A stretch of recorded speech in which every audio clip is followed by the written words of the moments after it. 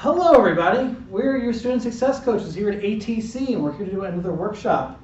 Today we'll be focusing on note-taking. My name is Jeff Bale and next to me is... I am Crystal Edwards. Hello again. Yes, so pretty much we're looking at the idea of note-taking, the importance of it, as well as how you can use that for reading, for lectures, as well as how to review those notes at the end of the day. So stay tuned and you'll learn quite a bit about note-taking. Let's talk about the importance of note-taking. What note-taking does for you is it optimizes your learning experience. What do we mean by that? With note-taking, you are able to stay organized. It increases your attention span, extends your attention span.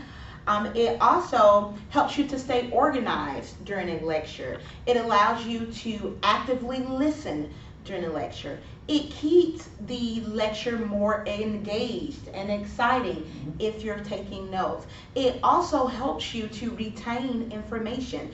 It boosts your retention level. So let's just say that you're taking notes during a long lecture. When you are taking notes, you are involving all of your senses, your hearing, your seeing, your writing. So it's actually engaging more of your senses to help you remember the information that's being lectured, but also boost your retention rate. Yeah, and the more you're doing physically kind of helps you out as well. Because if you're going and you're actually, obviously you're listening, you're hearing the lecture, but if you're going and you're seeing through the text or you're seeing through like the PowerPoint slides, the idea where you're actually physically writing it down, by doing more things, 2, 3, 4 ways of going and interpreting that lecture is going to help you retain that information and pretty much go and boost that memory. So that's a good thing to do. So let's go look at the idea of how you can go and do for a reading. I know for a lot of you guys, you have your online courses, you have those e-texts, you have your textbook. You have to go and navigate that. It's not exactly very easy. So the best way of doing that is actually going and taking notes. So with that being said, what you're going to want to do is actually go and examine that textbook. Okay, look at the idea of, do a skim through, look at all those words that are underlined, they're bold, they're in italics. All those types of things are going to help you out to know what are the important terms. Okay, a word's not going to be bolded just for some random reason. So please go and look at that and use that as a guide to help you out. And that's going to be something we're going to look at those definitions for and those meanings, to be successful for that terminology. Yeah, thank you for mentioning guide, because that's what notes are. It's really a guide to the lecture whenever you leave the classroom, whether that be physically or virtually. Whenever you leave the classroom, you want to make sure that you have a guide on what the instructor or the professor was lecturing on. So notes can provide a pathway for you. So let's talk about lecture strategies. Okay, some of you all like lectures, some of you don't, but for Mr. Bell here, but there are some strategies that you can use during a lecture so that you can make it more engaging for you. Let's talk about the Cornell method of note-taking. In that Cornell method of note-taking, what you can do is on your paper or whatever you use, on your computer, whatever you use for your note-taking method, is you can separate your notes by key points, main points, and summarizing. This is something that you can look up online, the Cornell note-taking system, in that you are able to distinguish what the key points are in the lecture, what the main points are, and then you can provide for yourself a summary for that. Yeah, and there's other types of note-taking ways as well. Let's go say that you're taking a math class. You ever go to a hardware store, you go to Home Depot, Lowe's, you see those paint chips. You have the idea of like the various shades of blue or red. You can use that for when you're using, say, working on an algebra problem, where each step, so the step one where you're going and trying to separate the idea of dividing the equation, separating, doing that whole please excuse my dear Aunt Sally type method. Each step you can go and use that paint chip method. So when the idea of taking notes, you can kind of use that as a way to help you out. Not only in the idea of English class, but in math and other classes as well. Yeah, that's a very good point, because what you want to do with note-taking is you want to align it with your learning style. So if you are more of a hands-on learner, you can take what Mr. Bell said and implement it into your note-taking strategies, and now you're engaging your learning style, which makes a long lecture much more engaging to you. Let's just say you're a person like me where you want to see connections within a lecture. A lot of times when I am listening, I am trying to connect the lecture to information that I already know, previous knowledge. In order to do that, I sometimes use what we call the mapping note-taking method. And within that, you are able to provide a subject, whatever the subject of the lecture is, and you'll have about 5 or 6 different topics. Within those topics, you'll have key points related to the topic. And then you can see the relationship between your topic, your key points, and the overall subject that the lecturer or your instructor is trying to convey. So you can look this up online, the mapping method, and this is something you can use, as Mr. Bell has alluded to. You can use it in your English classes, your psychology classes, your math classes, but I like to do that because it really engages my learning style. Yeah, and the thing is that when it comes to the idea of learning styles, we all have different styles. Some are kinesthetic, some are auditory, some are visual, so it really kind of varies on what you're going for. When it comes to the idea of taking notes when you're reading, for example, if you're someone who's more of an auditory learner, what do you do? And one of the things that I always kind of tell students is go and whisper it when you're reading it. Once again, kind of bringing back the idea by being physically active with it, by just kind of whispering as you're reading is going to help you obtain that information. So kind of, get that idea in there to help you out.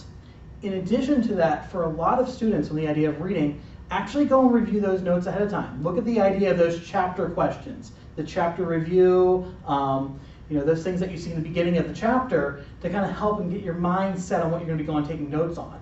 And as you're going, look at the idea of those columns, those headers, those charts, those graphs. Use those to help you out as you're taking notes. And the other thing is this, when you're taking notes, especially when the idea of reading, obviously a lecture, you might be in a class for an hour, hour and a half plus. With the idea of reading, spend maybe 20 minutes, 30 tops. Do that, then take a break. Because by going and, just hammering and cramming and just, reading and reading and reading for hours on end, you're really not going to retain a whole lot of information. So go and spend about 20, 30 minutes, read it, take those notes, jot that information down, then take a break. Go and, take a walk, go, play with your kids, go, watch an episode of something, then come back to it. Spend another 20, 30 minutes and repeat the process.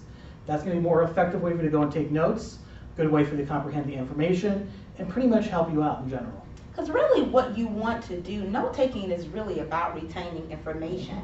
What we know about our brains is once we receive information, after 24 hours, 80% of that is gone. It's gone. So in order to engage our short-term memory, take that information that we've learned from a lecture and transfer it over to our long-term memory, we have to review our notes within 24 hours after the lecture's done. And you want to review, as Mr. Bell said, you want to review your notes on a weekly basis. That's what he's talking about, breaking that information down into increments, taking maybe 20 minutes to go over read or go over your notes, then taking a break. That's training your brain to retain the information. And within that, you are boosting your retention rate by 60%. So whenever an exam comes up, let's just say a lecture is on a Tuesday, your exam is next Tuesday.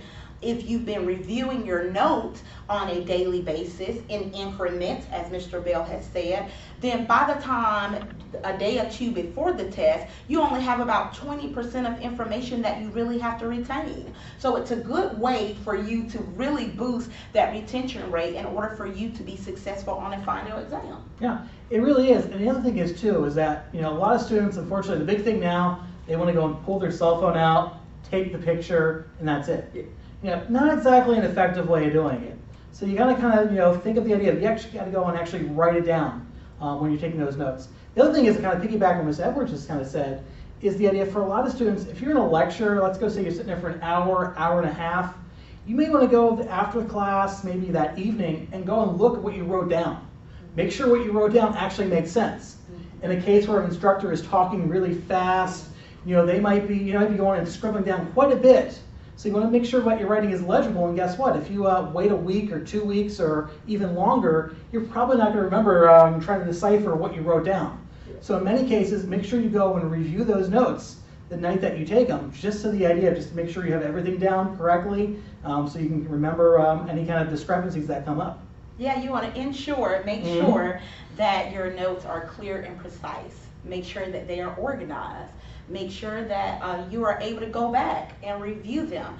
And let's just say for a cumulative exam, a final exam that includes lessons over the span of a semester, you want to be able to go back to those notes if you need to do it like for a final exam. You want to be able to go back to those notes and understand what you've written down. So that's a very good point that you brought up. Understanding, making your notes clear and precise so that you can go back to them when you need to and understand what the lecture was about on that particular day. Yeah, I think for a lot of students, they're used to the idea when they were in, say, middle or high school, the teacher said, just take notes, just take notes. Yeah. So it's more of the idea of a lot of people, unfortunately, think it's the idea of just writing something down. Yeah. That's not really what notes is. Notes is the idea of actually you're writing it, but then you're using that to study.